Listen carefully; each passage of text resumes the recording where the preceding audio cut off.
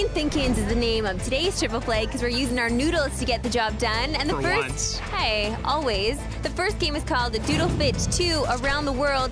This is brought to us by Namco Bandai, and it's free. It is, and it's actually a pretty fully featured game here, right? I know. What we're doing is we're placing shapes inside a map, essentially. We're going around the world. We can only start in North America right now. Right. There's not a lot of puzzles in the North America map, but some of them are pretty noodle scratchery because there are a lot of different pieces. Some of them get pretty complicated. You've got the Statue of Liberty at one point that you got to put together. There's a draw mechanic here where you actually draw the shape into where you think it's going to go. Yeah. And there's also a drag and drop. The drag and drop I found I would just gravitate towards just because I saw the shape. I might as well bring the shape over. It's not difficult at all. There wasn't a lot of challenge there, but still a good way to pass the time. Shaun, what are you scoring Doodle Fit 2 Around the World? I'm going to give it a 6.5. It gets a 6 from me.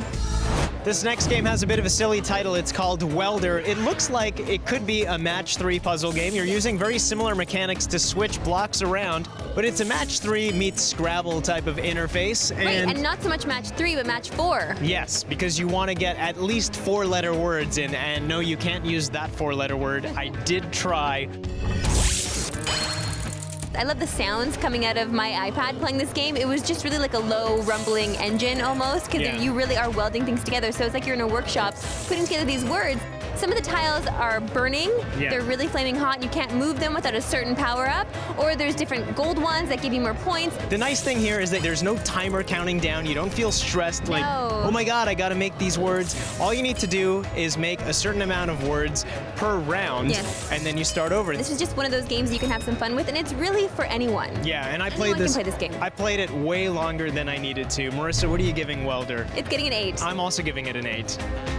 The last game that has us using our brains for thinking today is called GrowPop. This is a color matching game where we're just tapping the screen to match the exact color within the circle, and then you let it go to pop. So this gets really challenging because there are different colored blocks that come in the way, and as soon as that happens, you lose a life and your bar actually counts down faster. I found that I was failing so much with this game, but it was such a great challenge. Oh, it's an awesome challenge. The game really eases you into things because you have these colors and these shapes that are stationary at first.